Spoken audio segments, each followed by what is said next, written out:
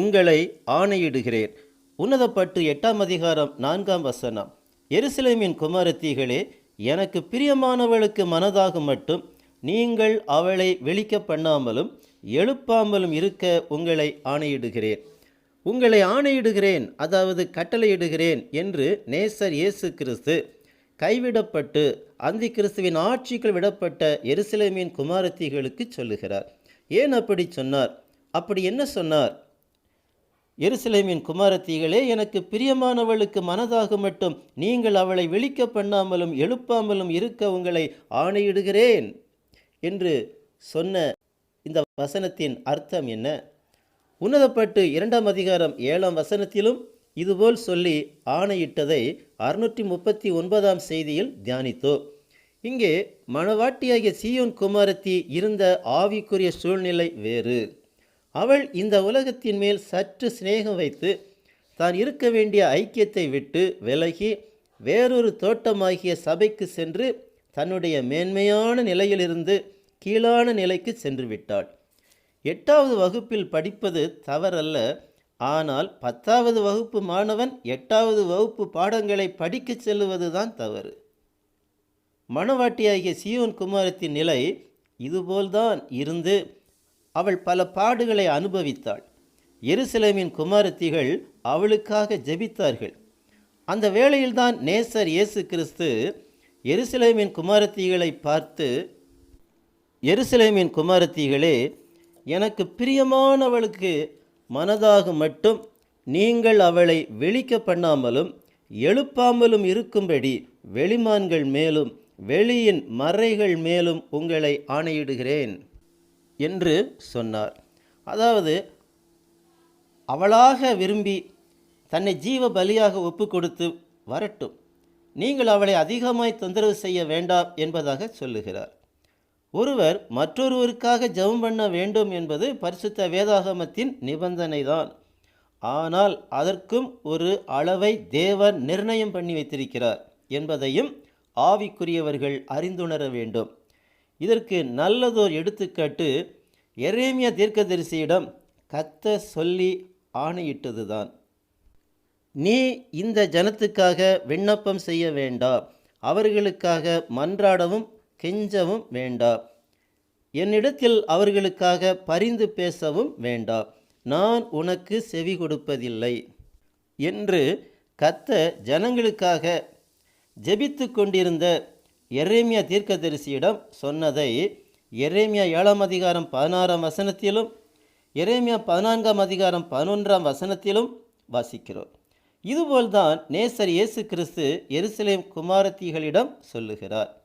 இதற்கு பின்னர் அரை குறை மனதுடன் தன் நேசர் இயேசு கிறிஸ்து விரும்பும் பரிசுத்தவான்களின் ஐக்கியத்திற்குள் வந்துவிடுகிறாள்.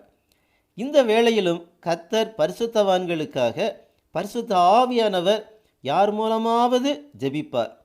அப்படி அவர் செய்யும்போது ஜெபிப்பவர்களுக்கு அந்த ஜெபம் இனிமையாக, தேவ வல்லமையாக, தேவ பிரசன்னம் நிரம்பினதாக இருக்கும். இதனால் அவர்கள் அப்படி தொடர்ந்து ஜெபித்து கொண்டே இருக்க விரும்புவார்கள். இதற்கும் ஒரு அளவை தேவன் நிர்ணயம் பண்ணி வைத்திருக்கிறார். எருசலேமின் குமாரத்திகள் அப்படி மணவாட்டியாகிய சீயோன் குமாரத்திக்காக ஜெபித்த போது நேசர் இயேசு கிறிஸ்து அதை தடை செய்து, எருசலேமின் குமாரத்திகளே, எனக்கு பிரியமானவளுக்கு மனதாக மட்டும் நீங்கள் அவளை வெளிக்க பண்ணாமலும் எழுப்பாமலும் இருக்கும்படி வெளிமான்கள் மேலும் வெளியின் மறைகள் மேலும் உங்களை ஆணையிடுகிறேன் என்று மறுபடியும் சொன்னதை உன்னதப்பட்டு 3ஆம் அதிகாரம் 5ஆம் வசனத்தின் மூலமாக 650ஆம் செய்தியில் தியானித்தோம். ஆனால் இப்பொழுது மணவாட்டியாகிய சீயோன் குமாரத்தி கிறிஸ்துவின் வருகையில் மறுரூபமாக்கப்பட்டு ராஜகுமாரத்திக்கு ஒப்பானவளாய் எடுத்துக்கொள்ளப்பட்டதை உன்னதப்பட்டு 6ஆம் அதிகாரம் 12ஆம் வசனத்தின் மூலம் 697ஆம் செய்தியில் தியானித்தோம். அப்படி இருக்கையில் எருசலேம் குமாரத்திகள் இன்னும் மணவாட்டியாகிய சீயோன் குமாரத்திகளுக்காக ஜெபிக்க வேண்டிய அவசியம் என்ன? ஏன் அவர்கள் இந்த ஜெப சிந்தனையில் இருக்கிறார்கள்? ஏனெனில் இப்பொழுது இந்த எருசலேம் குமாரத்திகள் இருக்கும் சூழ்நிலை வேறு. இவர்கள் ஆவிக்குரிய பல ரகசியங்களை அறிந்து இந்த உலகத்தில் ஜீவித்திருந்தாலும் அவர்கள் உலகத்திற்கு ஏற்ப ஒத்த வேஷம் தரித்து ஜீவித்தபடியினால் தாங்கள் கிறிஸ்துவின் வருகையில் கைவிடப்பட்டு போனதையும் கிறிஸ்துவுக்கு ஏற்ற ஜீவியத்தை செய்ய மனப்பூர்வமாய் ஒப்பு கொடுத்த மணவாட்டியாகிய சீயோன் குமாரத்திகள் மறுரூபமாக்கப்பட்டு எடுத்துக்கொள்ளப்பட்டதையும் அறிகிறார்கள். அந்தி கிறிஸ்துவின் கரங்களுக்குட்பட்டு இரத்த சாட்சியாய் மரிப்பதை தவிர வேறு வழியில்லை. அப்படி மரித்த பின்பு கிறிஸ்துவோடு கூட வாழ வேண்டுமென்றால் மறுரூபமாக்கப்பட்ட சீயோன் குமாரத்திகள் தன் நேசர் இயேசு கிறிஸ்துவோடு கூட இந்த பூமிக்கு வந்து அந்தி கிறிஸ்துவையும் அவனோடு இருப்பவர்களையும் வெளிப்படுத்தின விசேஷம் 19ஆம் அதிகாரம் 20ஆம் வசனம் சொல்லுகிறபடி நரகத்திற்குள் தள்ளிவிட்டு 1000 வருட அரசாட்சியை துவக்க வேண்டும்.